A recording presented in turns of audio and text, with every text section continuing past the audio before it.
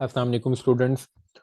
आज हमारा अकाउंटिंग का फिफ्थ लेक्चर है। आज के लेक्चर में हम डिस्कस करेंगे difference between cash system and accrual system of accounting.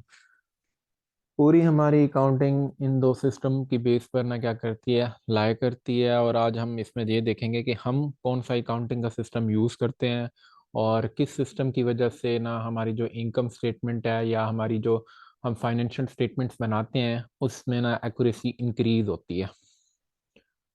चलें हम चलते हैं नेक्स्ट नेक्स्ट स्लाइड की तरफ। Cash basis of accounting, it is a system in which accounting entries are made only when cash is received और paid. Simple इसमें यह बताया गया है कि जो हमारी ट्रांजैक्शन है, ट्रांजैक्शन की बेस पर हम क्या करते हैं, एंट्रीज मेड करते हैं। यानी कि कोई कोई चीज़ हमारे पास आ रही होगी हम उसे डेबिट करेंगे, और कोई चीज़ जा रही होगी तो उसे हम क्या करेंगे, क्रेडिट करेंगे। डेबिट और क्रेडिट एक्चुअल में तब करेंगे जब चीज़ हमें वो क्या हो रही होगी, लेट्स सपोज जब चीज़ हमें रिसीव हो चुकी होगी तब हम डेबिट करेंगे।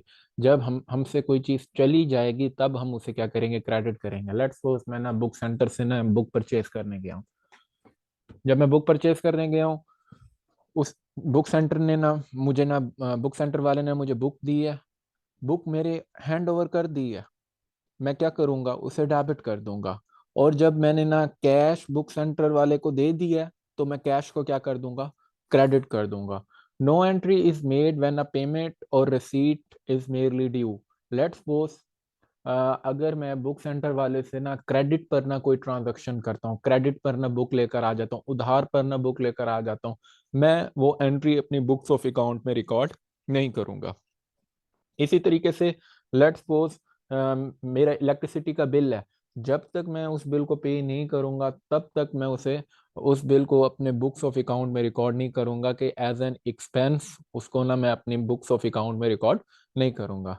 Now we move towards next slide. हम इसकी ना एग्जांपल देखते हैं। The rent of December 2022 has not been paid till January 10th, 2023. Under cash base, rent expenses for the month of December will not be recorded as a payment has not been paid. यानी दिसंबर का जो rent है, दिसंबर 2022 का rent है, हम उसे उस वक्त तक नहीं लिखेंगे पेमेंट में कि एज एन एक्सपेंस हम अपनी इनकम में से तब तक उसे डिडक्ट नहीं कर सकते जब तक ना अनटिल हम उसकी पेमेंट ना कर दें। जब हम पेमेंट कर देंगे देन उसको ना हम एक्सपेंस कंसीडर करेंगे। यानी एक्चुअल में मेरी जेब से रेंट के अगेंस्ट ना पैसा जा रहा होगा तब मैं उसको ना एक्सपेंस कंसीडर करूंगा, अदरवाइज नहीं करूंगा। Usually government system of accounting is mostly on the basis of cash basis of accounting. Mean to say जो गवर्नमेंट हमारा सेक्टर है उसमें ज़्यादातर जो अकाउंटिंग सिस्टम है वो कौन सा अकाउंटिंग सिस्टम यूज़ करते हैं, वो कैश बेसिस ऑफ अकाउंटिंग की तरफ ही ज़्यादातर जाता है सिस्टम। अब हम चलेंगे नेक्स्ट स्लाइड पर। जो इसके ऑपोजिट है, accrual system of accounting, it is a system in which accounting entries are made on the basis of amount having become due for payment or receipt. Mean to say, अभी let's suppose हमने electricity का bill हमने पे नहीं किया। Electricity का bill मुझे पता लग गया कि मेरा लेट्स सपोज 1000 इलेक्ट्रिसिटी का बिल है।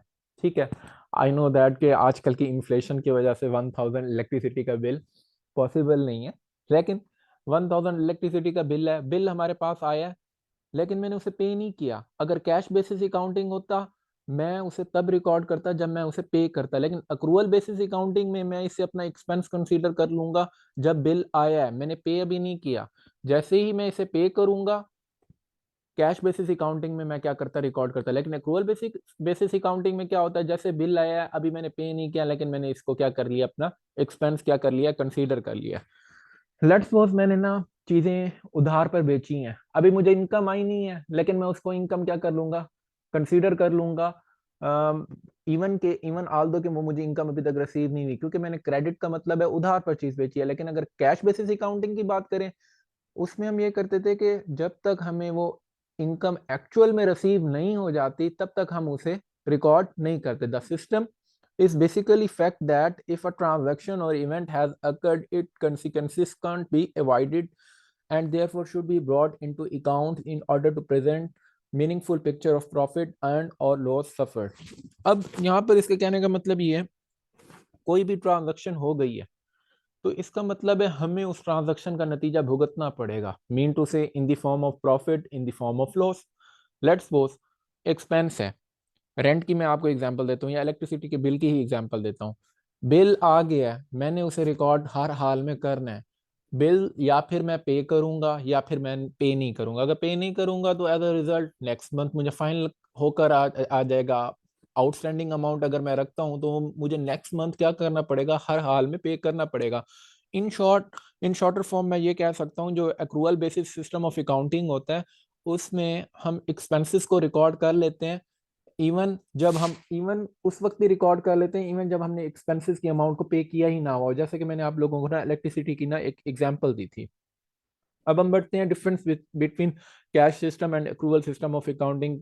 कुछ एग्जांपल्स हैं, कुछ मेजर डिफरेंसेस हैं जो मजीद आपका ना कंसेप्ट क्या करेंगे कैश सिस्टम ऑफ अकाउंटिंग और एक अक्रूवल बेसिस ऑफ अकाउंटिंग के पॉइंट ऑफ व्यू से क्लियर करेंगे।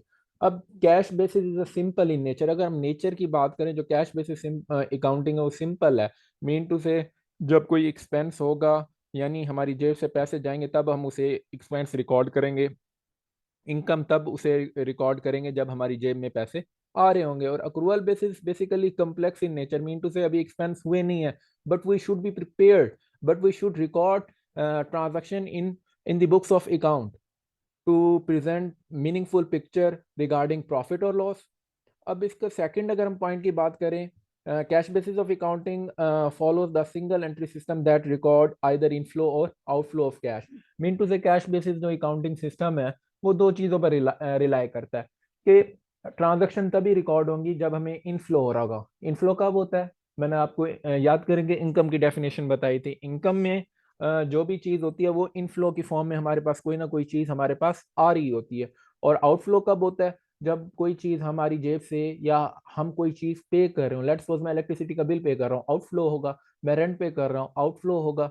ऑन द अदर एंड अगर मैं अक्रूवल सिस्टम ऑफ अकाउंटिंग की बात करता हूँ, it follow a double entry system of accounting where each transaction has two outcome in the form of debit और credit. यहाँ पर एक्सपेंसेस को पे या इनकम को रिसीव करने की बात नहीं हुई, यहाँ पर ट्रांजैक्शन होगी। लेट्स सपोज वेदर वो ट्रांजैक्शन कैश पर है या वेदर वो ट्रांजैक्शन क्रेडिट पर है। क्रेडिट से यहाँ पर मुराद है उधार पर ट्रांजैक्शन है। अगर वो उधार पर भी ट्रांजैक्शन है, let's suppose purchase furniture from Ali. From Ali से मुराद क्या है, ये कैश पर ट्रांजैक्शन नहीं है, मैंने उधार पर लिया है। कोई अगर नाम आ जाए या क्रेडिट का वर्ड आ जाए या अकाउंट का वर्ड आ जाए, इसका मतलब है मैंने वो चीज़ क्या ली है, उधार पर ली है। तो मैं इस चीज़ को ना क्या करूंगा, अपनी बुक्स ऑफ अकाउंट में रिकॉर्ड कर लूंगा। क्या किस इसकी जर्नल एंट्री क्या बनेगी, हमारे पास आ क्या रहा है, फर्नीचर आ रहा है।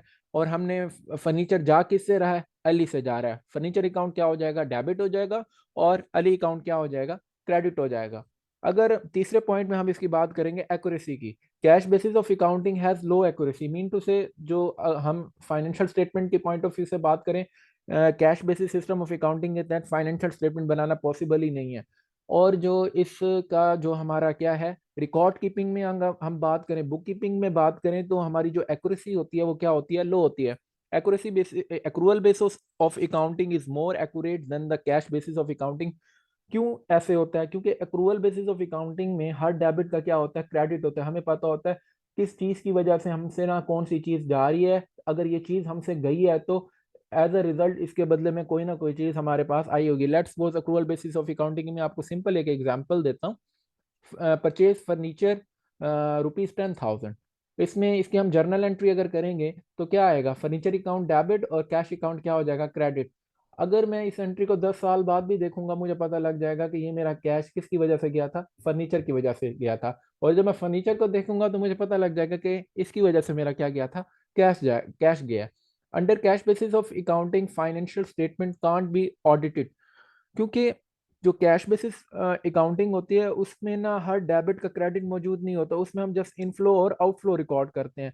जबकि ऑन द अदर एंड हम देखें तो अक्रूवल सिस्टम ऑफ अकाउंटिंग में हम क्या करते हैं, financial statement can be audited only when they are prepared using accrual basis of accounting. Financial statement क्या हो सकती हैं, ऑडिट हो सकती हैं अगर हम accrual basis of system accounting को क्या कर रहे हो, फॉलो कर रहे हो। यहाँ पर एक बात हुई है ऑडिटिंग की। ऑडिट होता क्या है, जैसे ही फाइनेंशियल स्टेटमेंट्स बन जाती हैं हमारी, यानी इनकम स्टेटमेंट बन जाती है, स्टेटमेंट ऑफ फाइनेंशियल पोजीशन बन जाती है और कैश फ्लो स्टेटमेंट बन जाती है, तो एक ऑडिटर होता है, वो इसको क्या करता है, चेक करता है हमारी फाइनेंशियल स्टेटमेंट को कि वेदर जो हमारी फाइनेंशियल स्टेटमेंट है according to international accounting standard बनी है या नहीं बनी, according to international financial reporting standard बनी है या नहीं बनी। तो वो क्या करता है, अगर हमारी जो स्टेटमेंट है according to international accounting standard या इंटरनेशनल फाइनेंशियल रिपोर्टिंग स्टैंडर्ड के अकॉर्डिंग हो, तो वो ऑडिटर एक व्यू पेश करता है किसके रिगार्डिंग, फाइनेंशियल स्टेटमेंट के रिगार्डिंग, कि whether this statement present true and fair view. इस जो ये स्टेटमेंट जो रिपोर्ट वो इशू करता है, उस रिपोर्ट को हम क्या कहते हैं, अनक्वालिफाइड रिपोर्ट करते हैं। अगर ऑडिटर अनक्वालिफाइड रिपोर्ट इशू करते हैं तो इट्स मीन हमारी जो फाइनेंशियल स्टेटमेंट्स हैं वो अकॉर्डिंग टू आईएएस और आईएफआरएस के हैं। अगर ऑडिटर समझता है कि इस फाइनेंशियल स्टेटमेंट में कोई प्रॉफिट और लॉस को किसी तरीके से क्या किया गया है, मैनिपुलेट किया गया है, तो वो क्या करेगा, क्वालिफाइड रिपोर्ट इशू करेगा। क्वालिफाइड रिपोर्ट का मतलब ये है कि जो एविडेंस है या फिर जो फाइनेंशियल स्टेटमेंट है अकॉर्डिंग टू आईएफआरएस और अकॉर्डिंग टू आईएएस नहीं है। इसके अलावा एक और बात बता दूं आपको, cash basis system of accounting और accrual basis of system of accounting में एक और मेजर डिफरेंस ये है कि जो cash basis system of accounting है usually small nature of business use करते हैं, और जो accrual basis of system of accounting होती है वो लार्ज मैन्युफैक्चरिंग फर्म्स और जो लार्ज बिजनेस फर्म्स होती हैं वो क्या करती हैं, यूटिलाइज करते हैं। आज का लेक्चर हमारा यहीं पर एंड होता है। बाकी इंशाल्लाह नेक्स्ट लेक्चर में हम डिस्कस करेंगे rule of debit and credit. Thank you so much.